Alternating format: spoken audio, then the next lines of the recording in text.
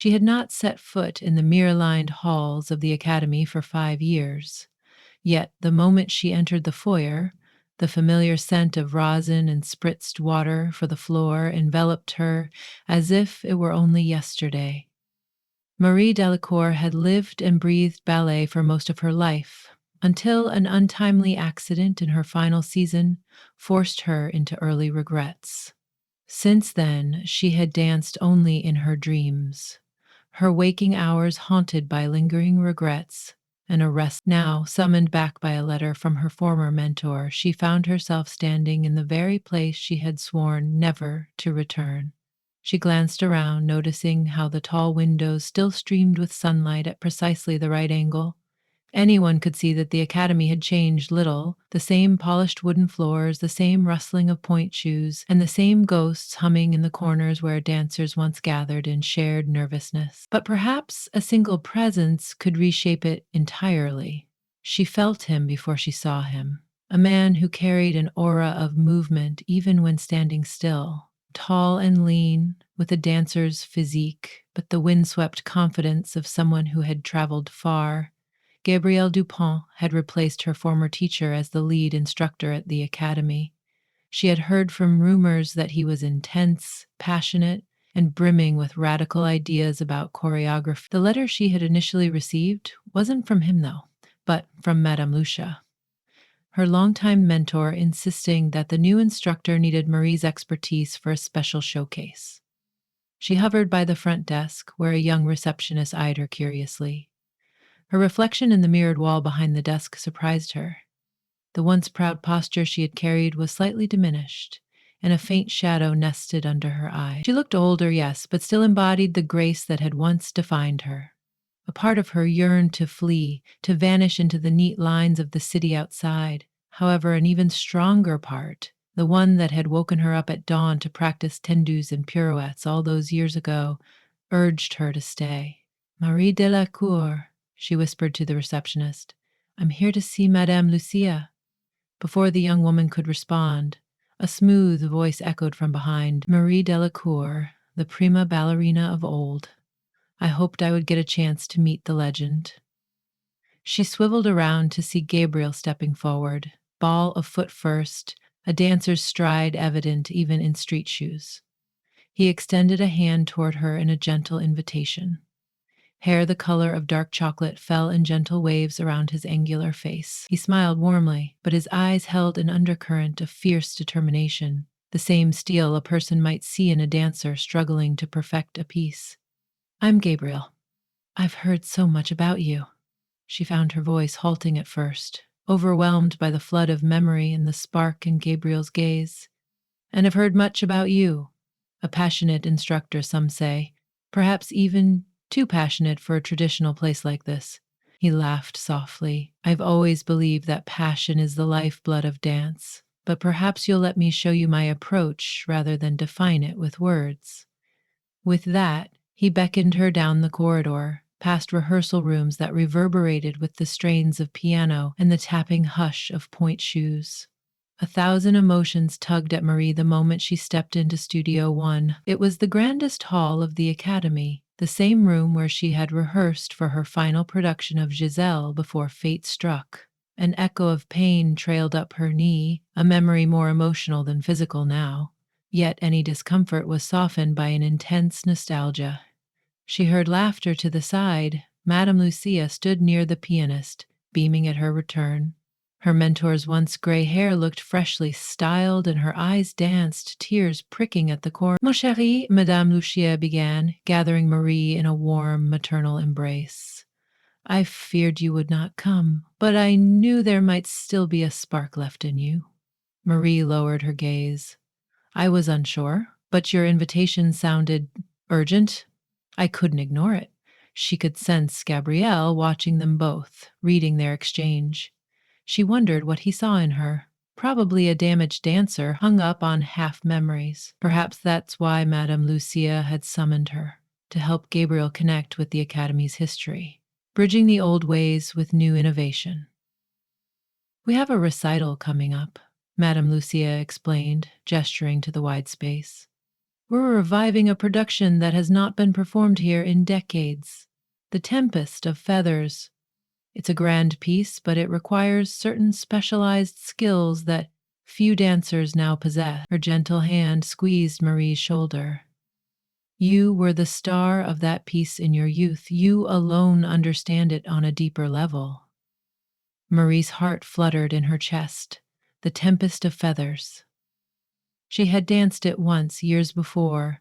It was an avant-garde ballet that was at once classical and contemporary, featuring aerial lifts and challenging footwork that imitated a flock of birds taking flight. Rediscovering it would be exhilarating and terrifying beyond measure. But I'm not certain I'm the right person anymore, she said softly. I've been away too long, and my body can't do what it used to. There might be someone else. Madame Lucio shook her head. We need more than just a dancer on stage. We need a choreographic consultant who can guide our ensemble and, if possible, dance the cameo role that once belonged to you. Gabriel is the newly appointed choreographer, but he's never staged this piece in its entirety. We hoped your expertise would help complete the puzzle. Marie hesitated, torn between the thrill of returning to a world she loved and the fear of reopening dreams she had sealed shut. Before she could respond, Gabriel took a daring step forward. Dance is not merely about physical prowess, but also about spirit. Your spark isn't gone. You're not broken cargo on a forgotten pier. I see it in you.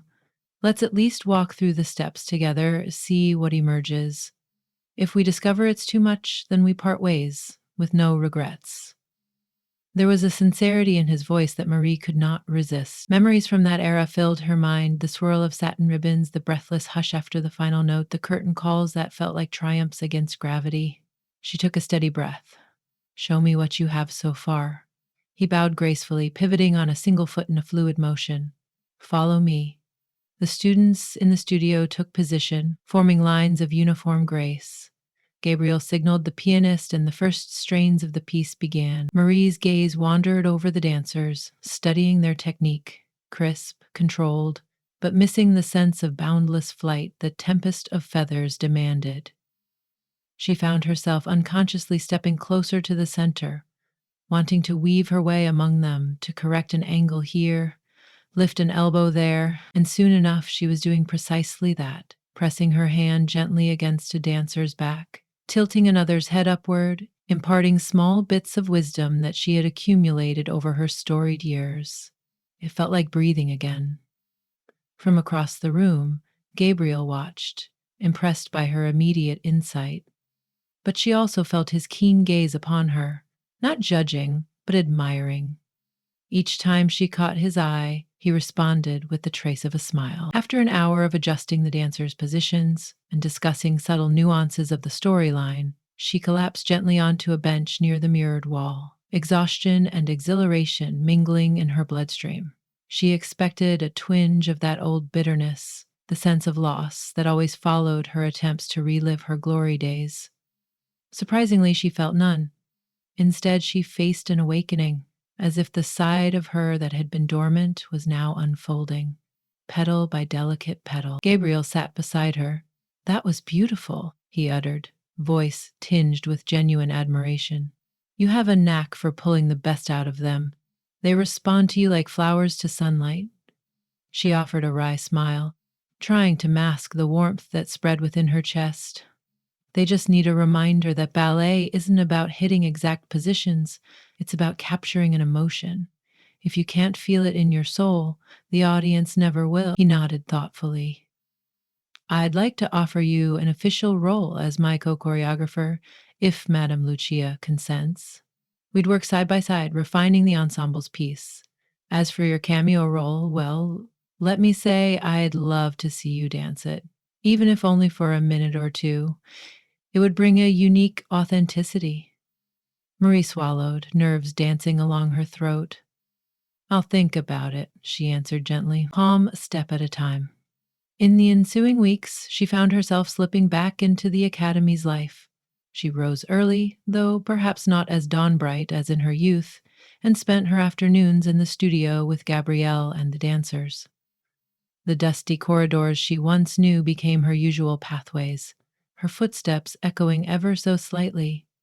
Aiki visited her body in new ways, but she took it as a friendly reminder that she was very much alive. She and Gabrielle created a synergy too natural to be ignored. Where he dared them to push the choreography beyond convention, she balanced his boldness with classical underpinnings. He introduced unexpected arcs in the music, and she refined the transitions so they never lost the lyrical essence. And through these collaborations, the tension between them, that sweet and shimmering longing, only grew. Sometimes, between runs of the piece, they would share idle conversation about music, or salvage old costumes from the Academy storage room, or tidy up leftover props. In those quiet intervals, they learned about each other's pasts. She told him about the moment her knee gave out at the pinnacle of her last performance, about the betrayal she had felt from her own body. He confessed the struggles he faced leaving his home city behind to seize every opportunity to learn new styles of dance. He confided in her his sleepless nights in foreign countries, his doubts, and how he found solace only when he was dancing. One rainy afternoon, the power inexplicably went out in the studio, plunging them into darkness as thunder rumbled outside. Rather than call rehearsal off, Gabrielle lit a few of the older candelabras and turned up the volume on a battery-powered speaker. The dancers, excited by the unorthodox environment, performed an impromptu run of a variation, their shadows dancing wildly on the walls. Marie found herself unable to resist the spell. Clasping Gabrielle's hand, she moved through a slow waltz passage with him, a swirl of candlelight reflecting in the mirrored walls. A hushed silence fell over the small audience of dancers. Nobody dared to interrupt the moment. It felt like a dream. As the music ended and the thunder ghosted away, their gazes held. Under normal circumstances, they might have stepped apart, blushing, but there was such an electric magnetism that both lingered in the closeness, unsettled by how right everything felt.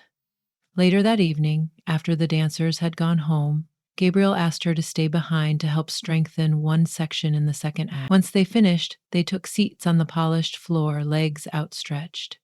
The only light came from a single lamp near the door. A sense of intimacy enclosed them, a buoyant hush that said it was safe to speak from the heart. Gabriel reached for her hand. I realize this might sound like a line or too abrupt, but I'm drawn to you in a way I've never been drawn to anyone else.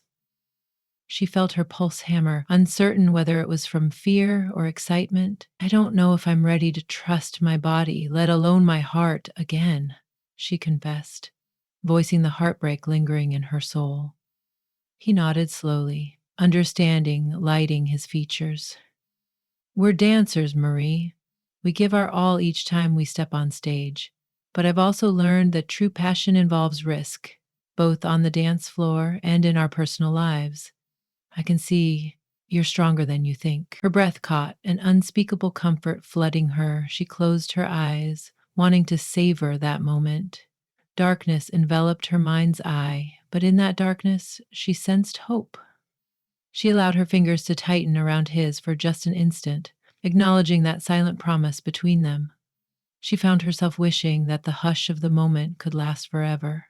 As the weeks progressed, the tempest of feathers steadily took shape. The dancers had become swift and lithe, capturing the avian fluidity that the piece demanded. Marie found herself nearly dancing along with them each day as she demonstrated movements that required ephemeral lightness while symbolizing flight.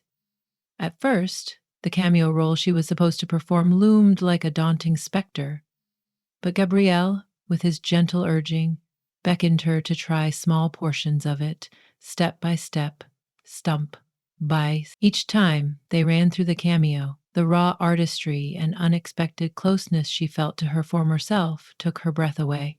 When she finally agreed to dance the cameo in full for the first time, the entire ensemble paused to watch, uncertain whether they were about to witness triumph or heartbreak.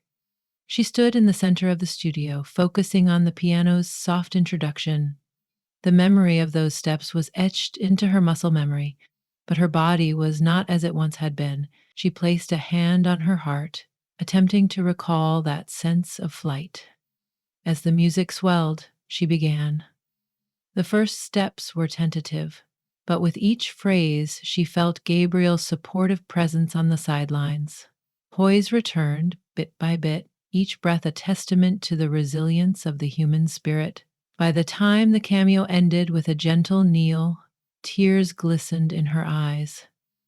She had done it. It wasn't perfect, and she carried more attention than she used to, but the feeling was pure and whole. Gabriel rushed forward, clasping her hands, voice low and filled with awe. I know you fear what might happen if you push too hard, but trust yourself. You dance with a soul that's been tempered by life. That's beauty you can't fake. Her heart pounded, and she realized she was not only reclaiming a part of her life, but discovering a deeper current of love, not just for the art, but for Gabriel himself. One evening, after an especially long rehearsal, they found themselves alone again. They walked through the echoing corridors toward the door, where the swirl of autumn leaves blew outside in a crisp breeze. He hesitated as they reached the threshold. I don't want to let you go yet, he admitted softly. Would you like to get some dinner tonight? There's a small bistro downtown where the music is just as enchanting as the cuisine. Marie caught herself smiling at his invitation. For all the intensity he displayed in the studio, there was a tenderness to him that tugged at her every time. I'd be delighted, she said. Let's go. A cozy warmth cloaked them as they settled into a corner table at the bistro. The light was dim, the candle on the table flickering soft glows across their faces.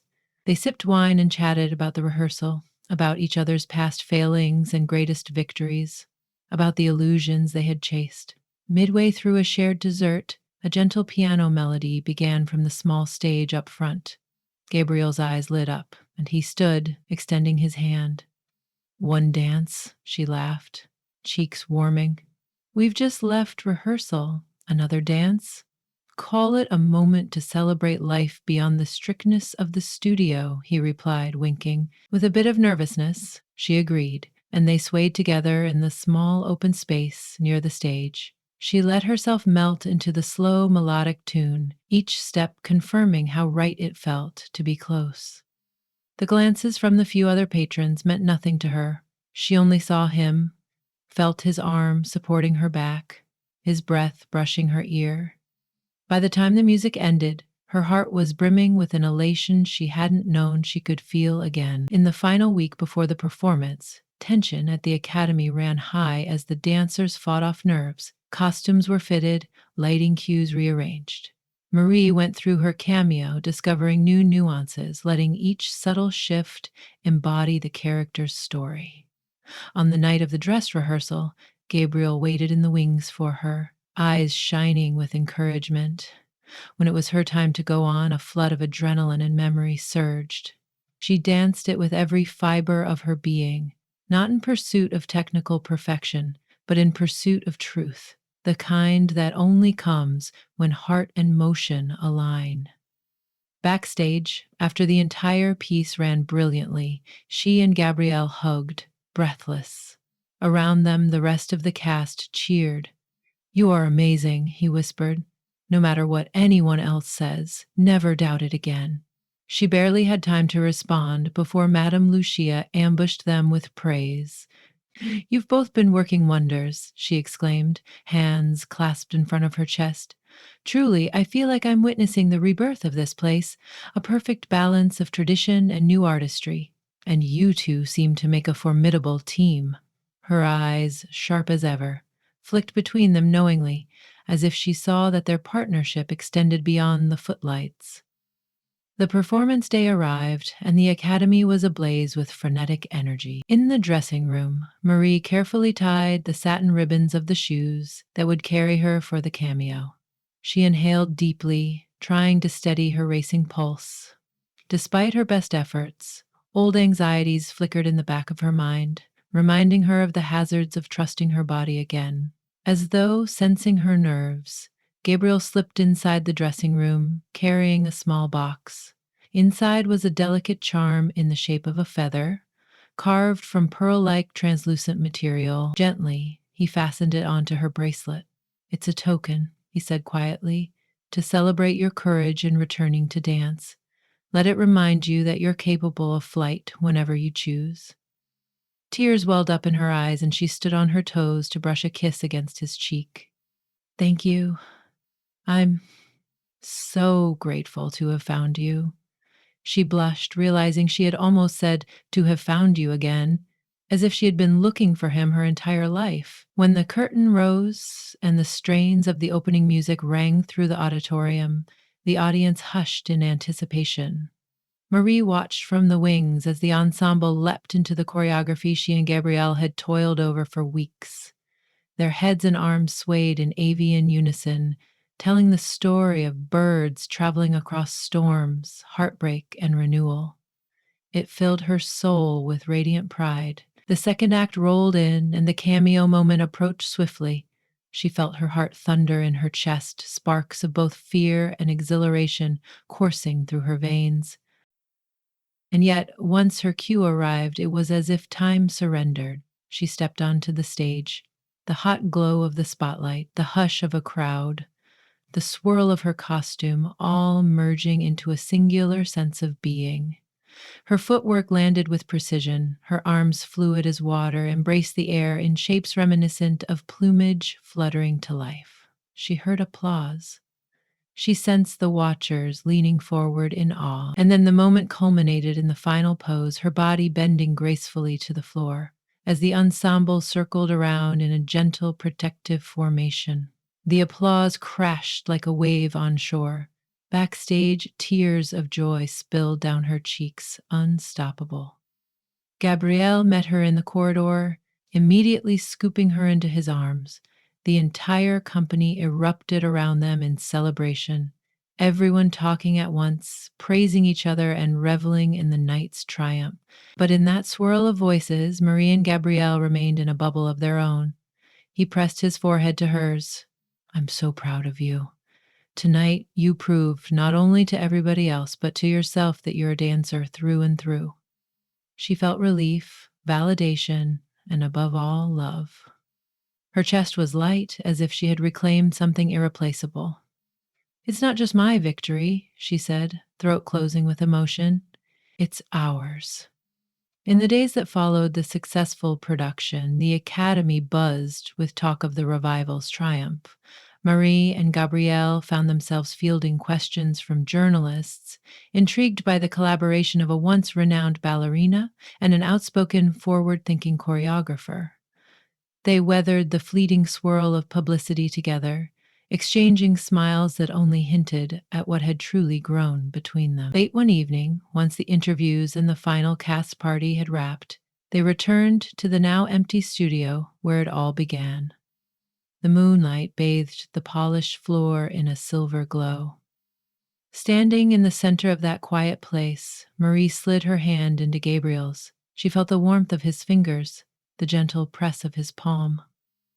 "5 years ago," she said, voice trembling with reflection, "I never would have imagined dancing anything on this stage again.